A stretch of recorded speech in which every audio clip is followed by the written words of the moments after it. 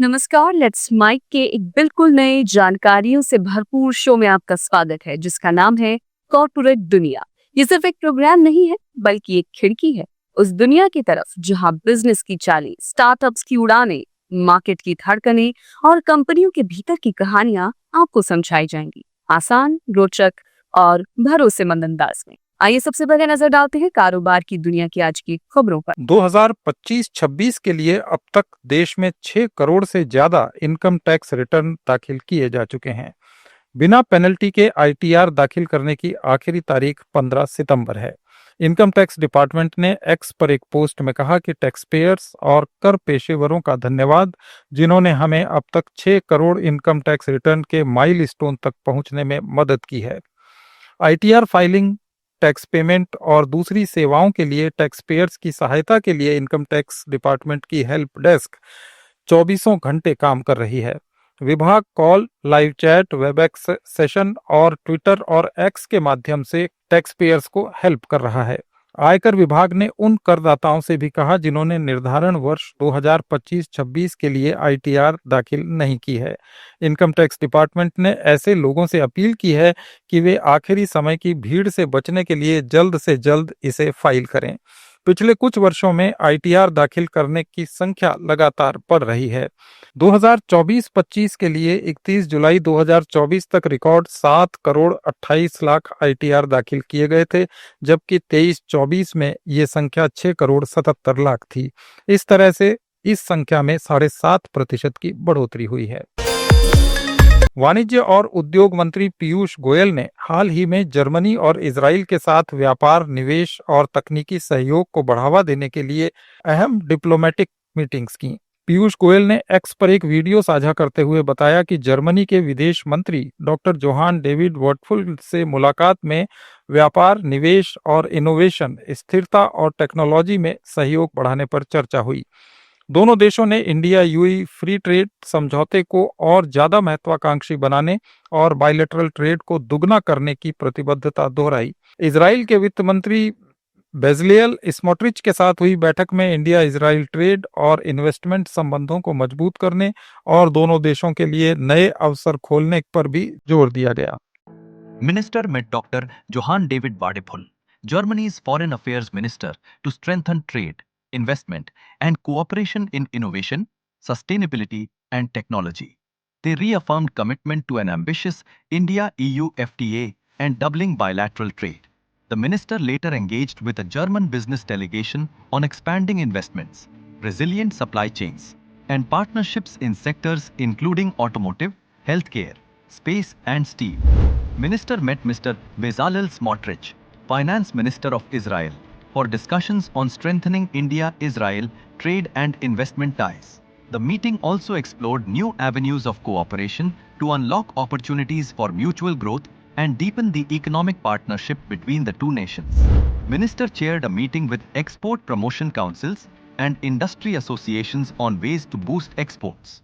He assured exporters of the government's continued support and urged them to leverage existing free trade agreements, enhance quality, align with global standards, diversify supply chains, and explore new markets. The minister joined the Engineering Export Promotion Council of India's Platinum Jubilee celebrations and national awards, graced by Honorable President Shrimati Draupadi Murmuji. The 56th National Awards for Excellence in Engineering Exports and 5th Quality Awards honored 106 companies. The minister assured continued policy support and urged the industry to adopt technology, move up the value chain, and tap new global opportunities. Auric Smart City in Chhatrapati Sambhajinagar marked 6 years of industrial excellence with an investment potential of over 71,000 crore and over 62,000 job opportunities. With 78 units operational and 184 plots allotted to MSMEs, it has introduced special support measures, including a 50% rent cut for MSMEs and initiatives for women entrepreneurs. A 20,000 square feet skill development center is also planned for future-ready industrial growth. At the SCO Trade Ministers meeting in Vladivostok in Russia, India reaffirmed its support for a WTO-centered, fair trade system, urged resilient supply chains and food security solutions, and showcased its digital public infrastructure like the UPI, India Stack, and ONDC as models for inclusive digital commerce. It also stressed climate equity through Mission Life and spotlighted the animation, visual effects, gaming, and comics sector as a global growth driver. DPIIT has signed MOUs to boost India's startup and healthcare innovation ecosystem. This will support 14 medtech startups with grants of up to 60 lakhs, incubation, and access to global expertise. It will also provide DPIIT recognized startups accelerator access, mentorship, pilot opportunities, and investor networks, together reinforcing India's position as a hub for innovation and entrepreneurship. Credit rating agency CRISIL ने कहा कि America के 50% tariff से अगस्त में भारत की घरेलू वित्तीय स्थिति पर असर पड़ा है। इससे शेयर बाजार को सबसे ज्यादा झटका लगा है। क्रिसिल ने अपनी रिपोर्ट में कहा कि भारत का वित्तीय स्थिति इंडिकेटर जुलाई के -0.4 से घटकर अगस्त में -0.5 हो गया है। एफसीआई एक मासिक संकेतक है जो मुद्रा, ऋण, इक्विटी और विदेशी मुद्रा बाजारों के मापदंडों को जोड़ता है। कम एफसीआई ये बताता है कि वित्तीय स्थितियां पिछले महीने की तुलना में ज्यादा चुनौती भरी थीं। वहीं नकारात्मक मूल्य का अर्थ है कि ये दीर्घ अवधि औसत से ज्यादा खराब थीं। इन मुश्किल परिस्थितियों के बावजूद भारत का एफसीआई मानक विचलन के बेहतर दायरे में बना हुआ है। रेटिंग एजेंसी के अनुसार विदेशी पोर्टफोलियो निवेश से शुद्ध निकासी लगातार तीसरे महीने जारी रही। एफपीआई की लगातार निकासी और टैरिफ के असर को लेकर चिंता के कारण इक्विटी बाजारों के प्रदर्शन में गिरावट आई और बेंचमार्क इंडिकेटर्स में महीने दर महीने आधार पर 2% की गिरावट दर्ज की गई। एफपीआई की निकासी से रुपए पर भी दबाव पड़ा है, जो अगस्त में डॉलर के मुकाबले 87.8 के निम्नतम स्तर पर पहुंच गया है और मासिक आधार पर 1.6% कमजोर हुआ है। केंद्रीय अप्रत्यक्ष कर और सीमा शुल्क बोर्ड ने कहा कि निर्माताओं की ओर से डीलर्स को केवल प्रतिस्पर्धी मूल्य निर्धारण और बिक्री को बढ़ावा देने के लिए दी जाने वाली बिक्री के बाद की छूट जीएसटी के अधीन नहीं होगी। हालांकि ऐसी छूट पर जीएसटी देय होगा अगर निर्माता और डीलर ने एक समझौता किया है, जिसके तहत डीलर निर्माता की ओर से को ब्रांडिंग, विज्ञापन अभियान या बिक्री अभियान जैसी प्रचार गतिविधियां संचालित करता है। जीएसटी के अंतर्गत सेकेंडरी या बिक्री के बाद छूट के संबंध में परिपत्र जारी करते हुए सीबीआईसी ने कहा कि उसे इस मुद्दे पर स्पष्टीकरण मांगने की रिक्वेस्ट मिली थी। अंतर्राष्ट्रीय मुद्रा कोष की पूर्व मुख्य अर्थशास्त्री और उप प्रबंध निदेशक गीता गोपीनाथ का मानना है कि निकट भविष्य में डॉलर के प्रभुत्व में बदलाव की संभावना काफी कम है। हार्वर्ड यूनिवर्सिटी में प्रोफेसर के रूप में वापसी करने वाली गोपीनाथ ने अमेरिकन इंस्टीट्यूशंस की मजबूती और फाइनेंशियल मार्केट की गहराई को डॉलर की ताकत का प्रमुख आधार बताया। आईएमएफ के कार्यकाल के दौरान उन्होंने डॉलर के प्रभुत्व पर लगातार रिसर्च की थी। गोपीनाथ ने कहा कि दुनिया में किसी भी मुद्रा की इंपॉर्टेंस केवल इस बात पर निर्भर नहीं करती कि कोई देश कितना ग्लोबल ट्रेड करता है। हालांकि वास्तविकता इससे काफी दूर है। ये सिर्फ उभरती अर्थव्यवस्थाओं तक सीमित नहीं है कि वे अपनी मुद्राओं का उपयोग कम कर पाती हैं, बल्कि कई विकसित अर्थव्यवस्थाओं की मुद्राएं भी अपने ग्लोबल ट्रेड हिस्से के मुकाबले अंतर्राष्ट्रीय स्तर पर नजर नहीं आती। उनके मुताबिक अंतर्राष्ट्रीय वित्तीय बाजारों और संस्थागत मजबूती जैसे कारक ही असल में किसी मुद्रा की वैश्विक प्रभुत्व की स्थिति तय करते हैं। गोपीनाथ ने कहा कि दुनिया में डॉलर के प्रभुत्व के लिए सबसे महत्वपूर्ण है इसकी संस्थाओं की मजबूती, इसके वित्तीय बाजारों की गहराई और लिक्विडिटी, और देश की कानून और व्यवस्था। इसलिए ये सभी विशेषताएं डॉलर के प्रभुत्व के लिए पूरी तरह से सहायक रही हैं और जब तक ये बना रहेगा, डॉलर अपनी मजबूत स्थिति बनाए रखेगा। पेट्रोलियम और प्राकृतिक गैस मंत्री हरदीप सिंह पुरी ने भारत की गैस आधारित इकोनॉमी की ओर बढ़ने की महत्वाकांक्षी योजना की घोषणा की है। हरदीप सिंह पुरी ने एक्स पर एक वीडियो साझा करते हुए कहा कि इस योजना के तहत नेचुरल गैस की ऊर्जा मिश्रण को 6 से बढ़ाकर 2030 तक 15% तक पहुंचाने का लक्ष्य रखा गया है। ये कदम वैश्विक स्तर पर क्लीन एनर्जी की ओर बढ़ने की दिशा में एक कदम है, लेकिन भारत की कोयले पर काफी निर्भरता और बुनियादी ढांचे के विकास की जरूरत के कारण काफी चुनौतियां भी हैं। पुरी ने बताया कि प्राकृतिक गैस पाइपलाइन नेटवर्क को 25,429 किलोमीटर से बढ़ाकर 2030 तक 33,475 किलोमीटर करने की योजना है।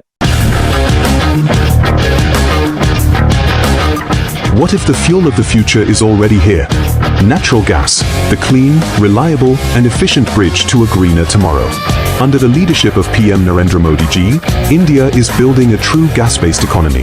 Today, natural gas accounts for 6% of India's energy mix, and the target is 15% by 2030. This shift means cleaner transport, efficient industries, and healthier cities. Pipelines are the arteries of the gas economy. India already operates 25,429 kilometers of natural gas pipelines, and another 12,000 kilometers is under construction, taking the grid to 33,475 kilometers by 2030. LNG is another game changer. India has 8 LNG terminals with 52.7 million metric tons per annum capacity, set to rise to 66.7 million metric tons per annum by 2030. Gas is reaching homes and vehicles like never before. 1.52 crore households are connected to piped natural gas, PNG, while more than 8,150 CNG stations are fueling transport across India. And city gas distribution has expanded to 307 geographical areas. The vision goes beyond natural gas to bio-CNG and hydrogen. 113 CBG plants have been commissioned, producing 775 tons per day. Another 78 are under construction. In FY 2024-25 alone, 42,800 tons of CBG were procured. This creates rural jobs, reduces emissions, and turns waste into wealth. Reforms are powering this transformation. 100% FDI, foreign direct investment in gas infrastructure, marketing and pricing freedom for producers, and PNGRB initiatives for open access and transparent tariffs. Natural gas means cleaner air in cities, lower carbon emissions, efficient industries, and affordable energy for people. Pipelines, LNG, CGD, bio-CNG, hydrogen. India's gas story is about growth, sustainability, and security. This is how India is moving towards a gas-based economy. अमेरिकी tariff से घरेलू कपड़ा उद्योग के revenue में 5 से 10% की गिरावट आ सकती है। क्रिसिल रेटिंग्स ने एक रिपोर्ट में यह दावा किया है। इस उद्योग में निर्यात की हिस्सेदारी लगभग 3/4 है। रिपोर्ट में कहा गया है कि मौजूदा चुनौतियों के बावजूद 3 प्रमुख कारण भारतीय कपड़ा उद्योग को सहारा दे सकते हैं। इसमें अप्रैल से अगस्त के बीच बिक्री में मजबूत बढ़ोतरी, दूसरा चीन, पाकिस्तान और तुर्की जैसे प्रतिस्पर्धी देशों की सीमित निर्यात क्षमता, खासकर उन प्रोडक्ट्स में जहां भारत को कम टैरिफ का फायदा है, और भारतीय मैन्युफैक्चरर्स का वैकल्पिक वैश्विक बाजारों की ओर रुख करना। इसके अलावा ये कंपनियों की कर्ज मुक्त बैलेंस शीट, क्रेडिट प्रोफाइल पर पड़ने वाले दबाव को आंशिक रूप से कम कर सकती है। रिपोर्ट में कहा गया है कि इसका असर उन कंपनियों पर ज्यादा पड़ने की उम्मीद है जो अपनी आधी से ज्यादा आय अमेरिका से कमाती हैं। क्रिसिल रेटिंग ने कहा है कि अमेरिका में कम खरीद की भरपाई के लिए इंडियन मैन्युफैक्चरर्स यूरोपियन यूनियन और ब्रिटेन के साथ व्यापार बढ़ाने की कोशिश करेंगे। पिछले फाइनेंशियल ईयर में भारत के घरेलू कपड़ा निर्यात में इन क्षेत्रों का कुल योगदान 13% था। राष्ट्रीय औषधि मूल्य निर्धारण प्राधिकरण यानी NPPA ने दवा कंपनियों और चिकित्सा उपकरण बनाने वाली कंपनियों से कहा है कि वे 22 सितंबर से GST दरों में होने वाली कटौती का लाभ कंज्यूमर्स को दें। प्राधिकरण ने एक आदेश में कहा कि GST दरों में कमी का लाभ उपभोक्ताओं और मरीजों को दिया जाएगा। दवाएं और फॉर्मुलेशन बेचने वाले सभी निर्माता और विपणन कंपनियां 22 सितंबर से दवाओं और फॉर्मुलेशन के MRP को उसी अनुसार संशोधित करेंगी। राष्ट्रीय औषधि मूल्य निर्धारण प्राधिकरण ने कहा कि दवा निर्माता कंपनियां, डीलर्स, खुदरा विक्रेता, राज्यों के औषधि नियंत्रक और सरकार को संशोधित रेट लिस्ट या पूरक रेट लिस्ट जारी करनी होगी। इसमें संशोधित GST दरों और संशोधित MRP का विवरण होगा। आदेश में कहा गया है कि निर्माता और विपणन कंपनियां इलेक्ट्रॉनिक, प्रिंट और सोशल मीडिया सहित संचार के सभी चैनलों के माध्यम से डीलर्स,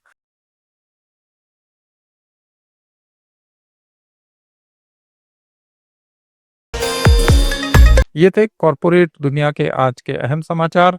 अपडेट्स के लिए जुड़े रहिए लेट्स माइक के साथ। आप सुन रहे थे let's mic more than radio. Follow कीजिए हमें हमारे सोशल मीडिया प्लेटफॉर्म्स पर। It's time for news. It's time for more than radio. Presenting the first radio news app, Let's Mic.